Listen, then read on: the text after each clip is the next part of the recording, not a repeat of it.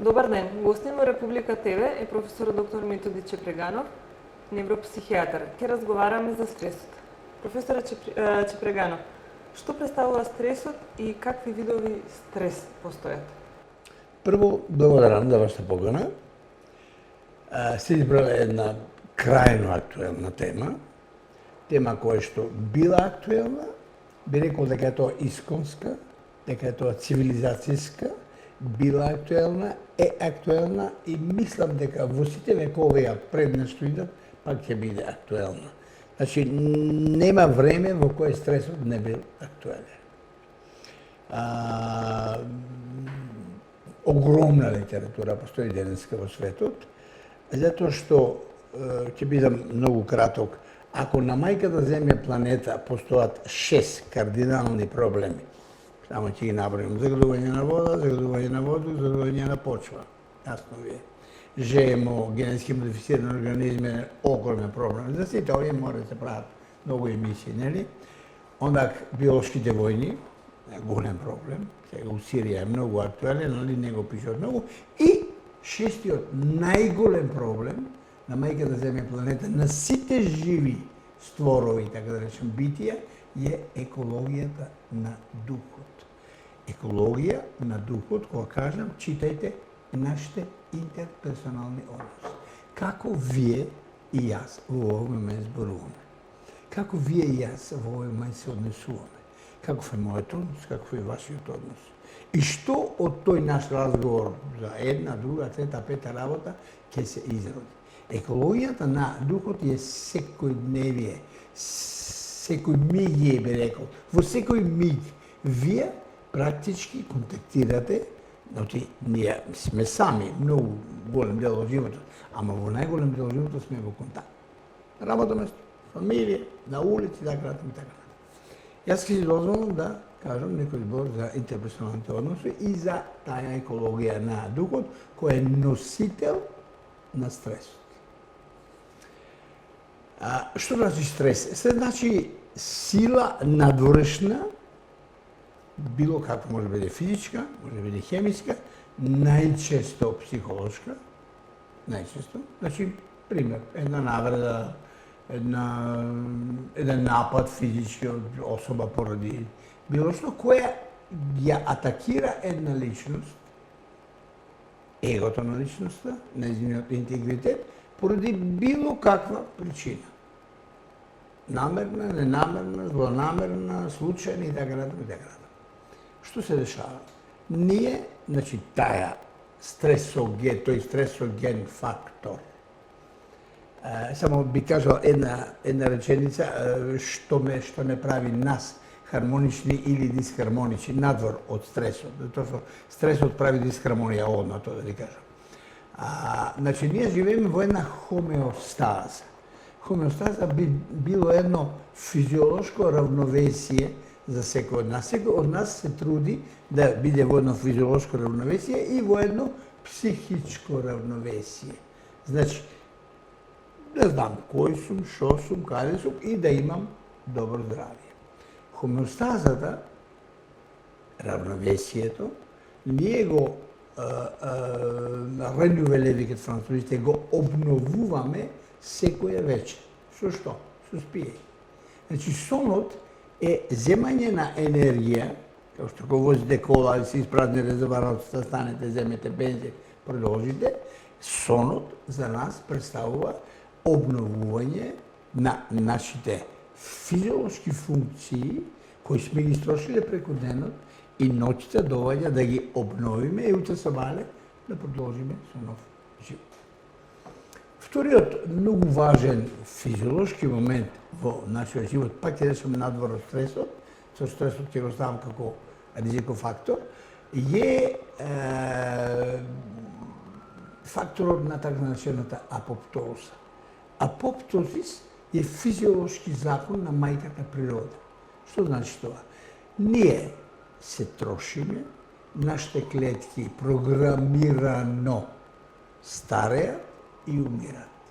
Значи, старењето е еден нормален процес.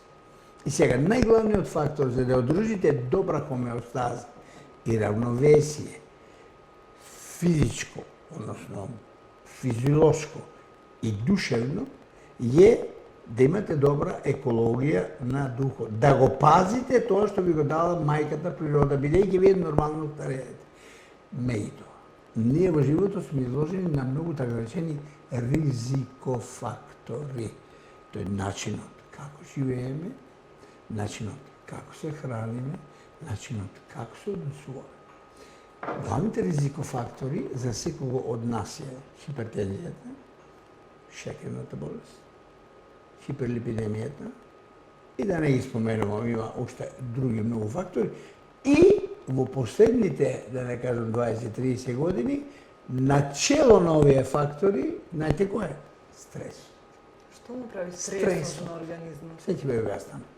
Значи, стресот како фактор кој влегува како една перцептивна информација од надвор во вашата хомеостаза на равновесие и ја пореметува.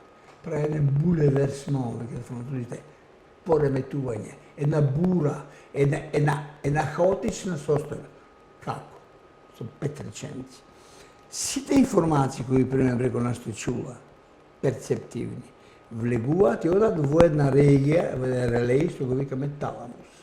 Таламусот одма го праќа во така наречен лимбичен систем, кај се наоѓа нашиот емотивен мозок.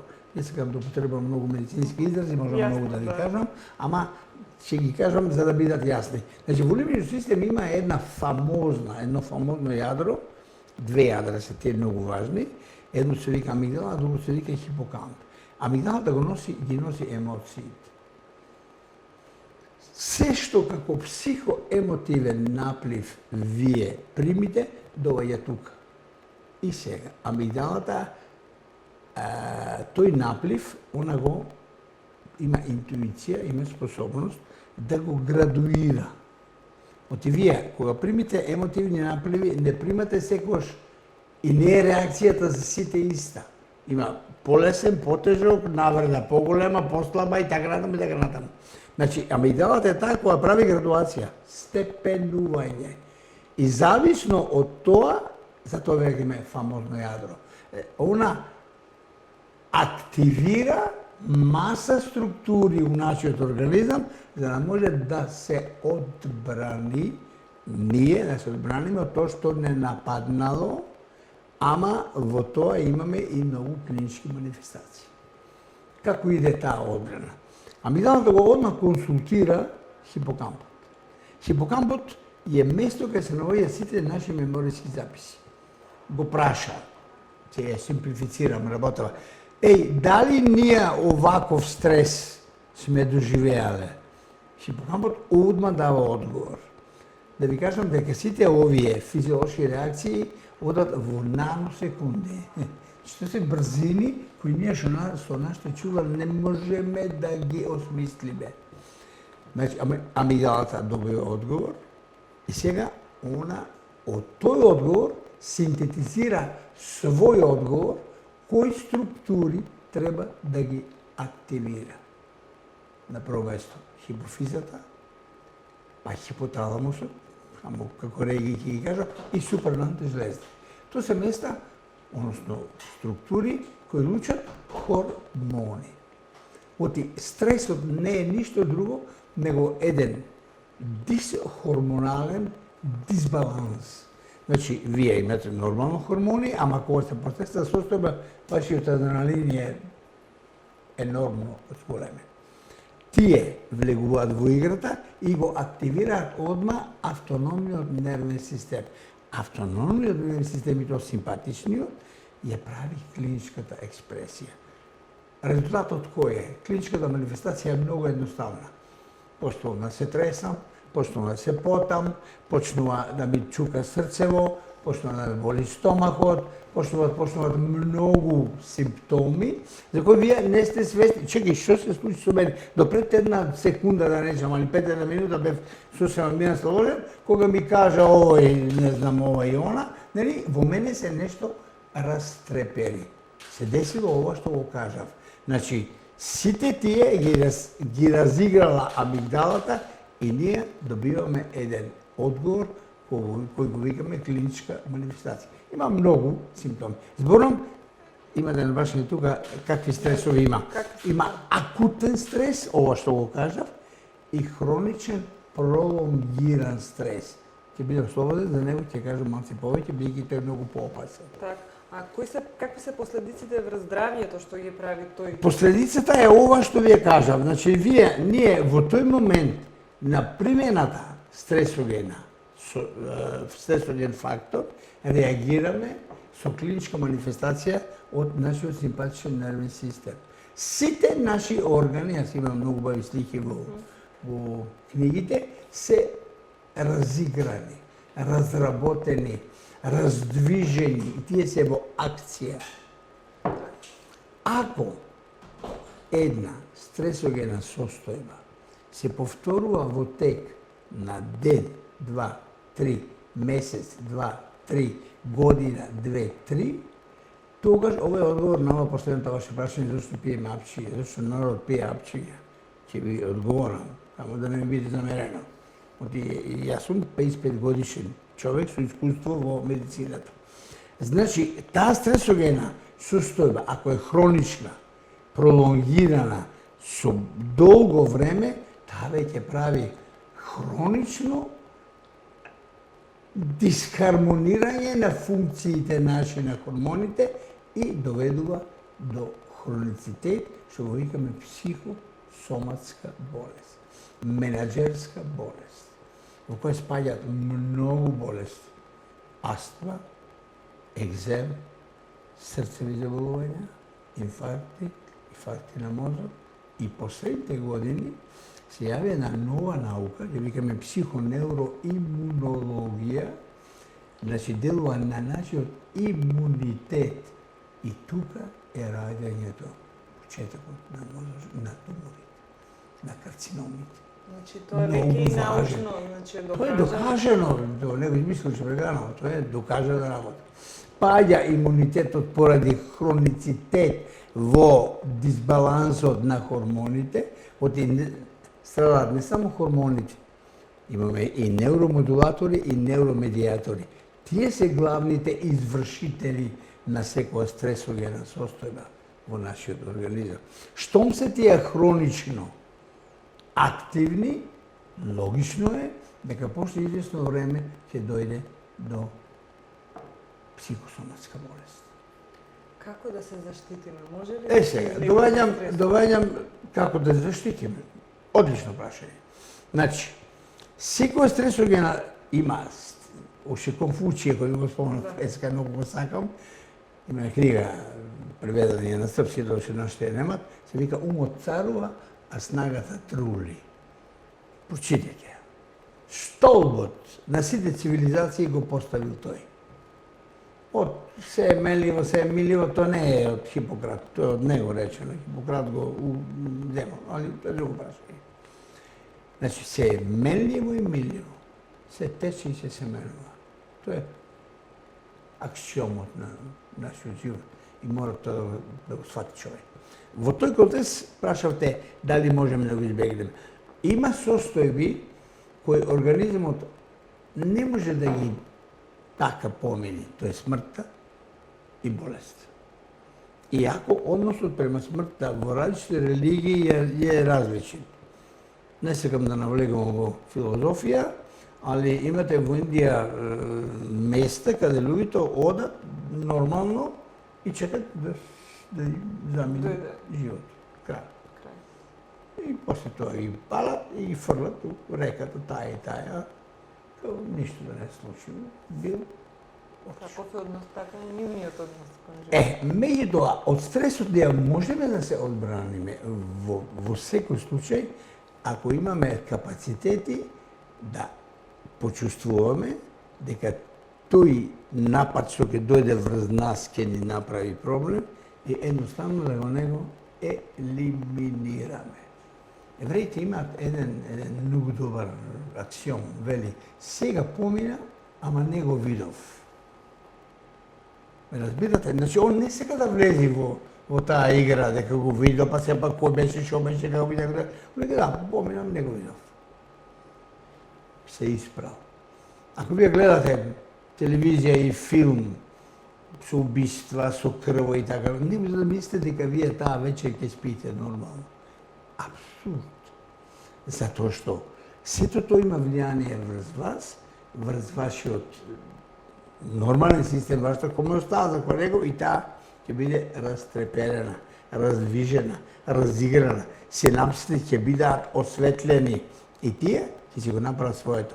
Да донесете едно одредено решение што се десило, зошто се деси тоа, како се деси, имате отворени прашања кои вие ќе сакате да ги разрешите. Во секојдневниот живот тоа се случува секојдневно.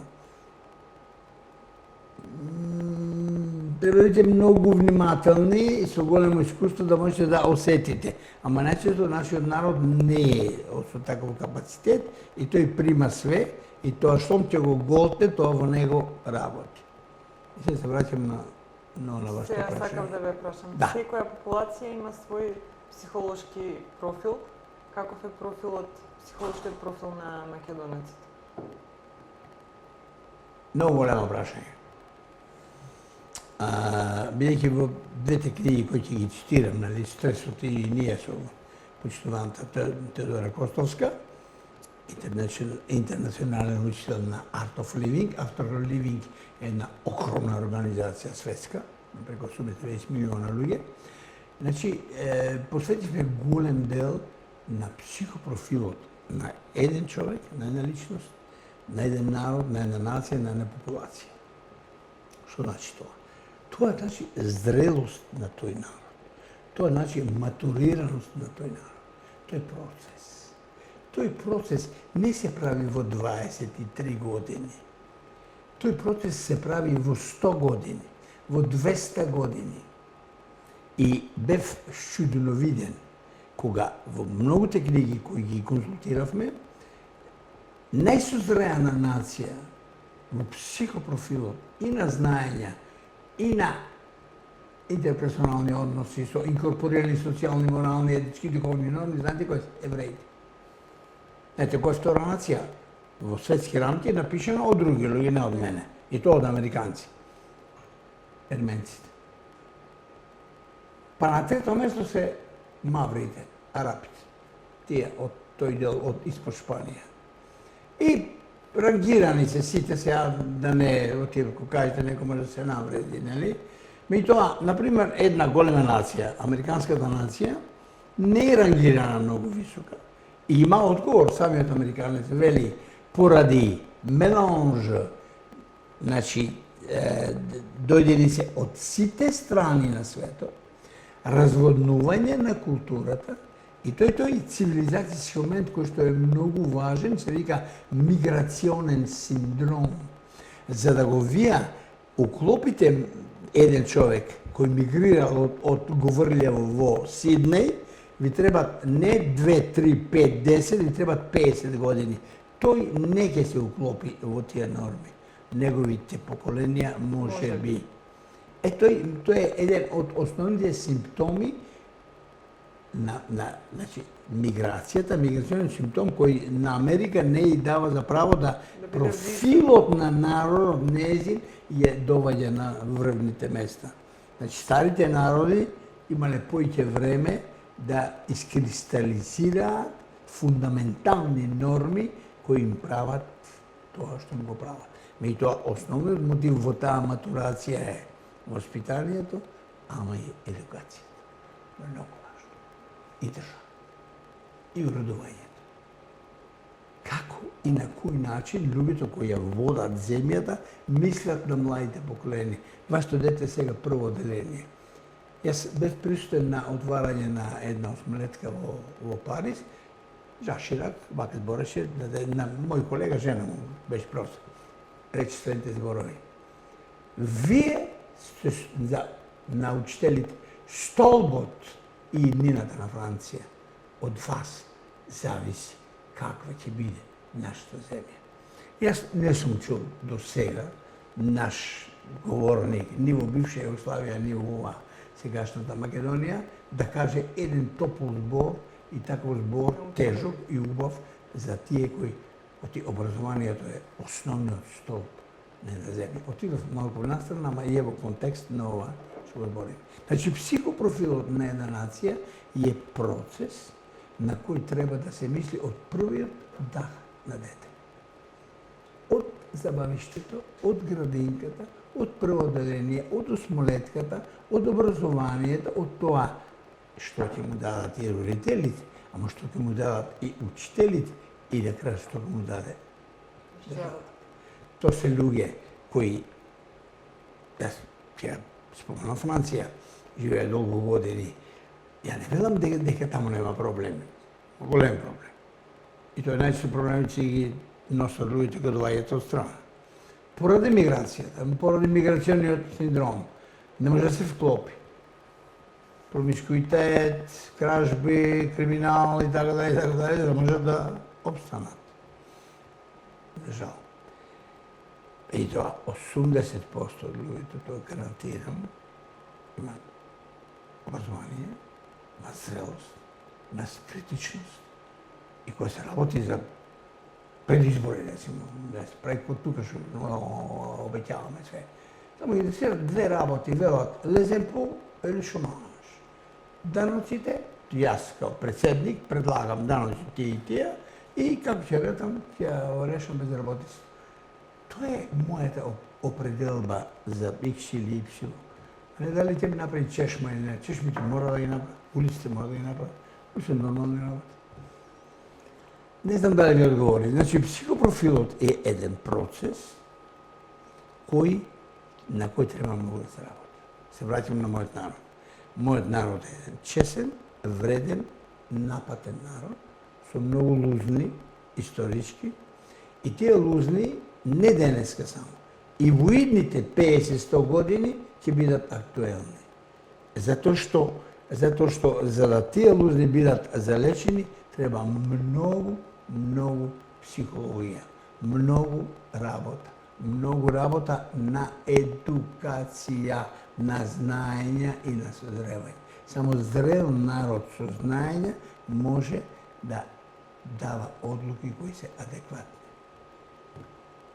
Значи, не сме лош народ, не сме добар народ, ама не сме критичен народ. Треба многу работа. Чест на исклучици. Според последните податоци од Фондот за здравство, секој трети македонец во првите 6 месеци годинава пиел по едно кутивче диазепам. Ја мислам дека е повеќе. Бидејќи работам секој ден. Од каде е оваа потреба за... Одговорот е многу едноставен. Главниот проблем на мојот народ, кој си го почитувам, јас сум македонец, е екзистенцијалниот.